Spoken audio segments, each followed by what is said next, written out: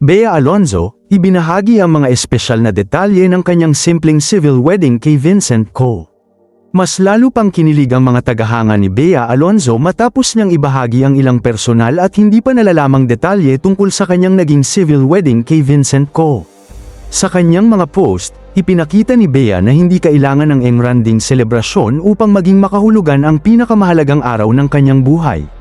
Ayon kay Bea, isang espesyal na desisyon ang ginawa niya sa mismong araw ng kanilang kasal.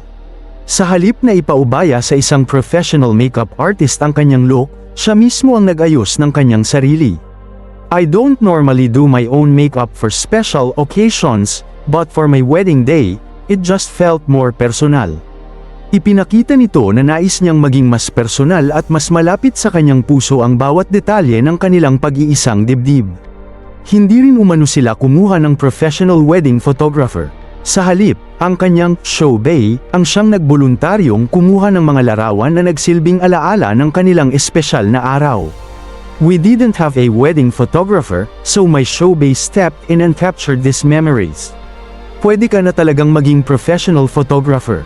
Bukod sa pagpapakita ng pagiging simple ng kanilang kasal, pinasalamatan din ni Bea ang mga taong naging bahagi ng paghahanda niya.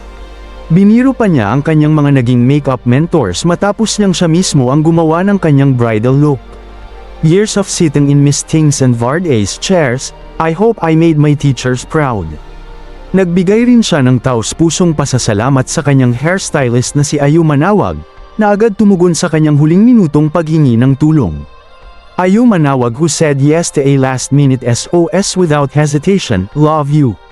Sa huli, isang maikli ngunit napakatamis na mensahe ang inialay ni Bea para sa kanyang asawa na si Vincent Ko, isang linyang nagpahayag ng kanyang kasiyahan at kapanatagan sa bagong yugto ng kanyang buhay bilang may bahay.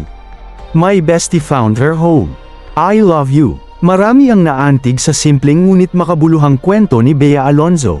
Sa halip na ituon ng pansin sa engranding handaan o mamahaling detalye, ipinakita niya na ang tunay na halaga ng kasal ay ang pagmamahalan, pagiging totoo sa isa't isa, at ang pagbabahagi ng pinakamahalagang sandali kasama ang mga taong pinakamalapit sa puso.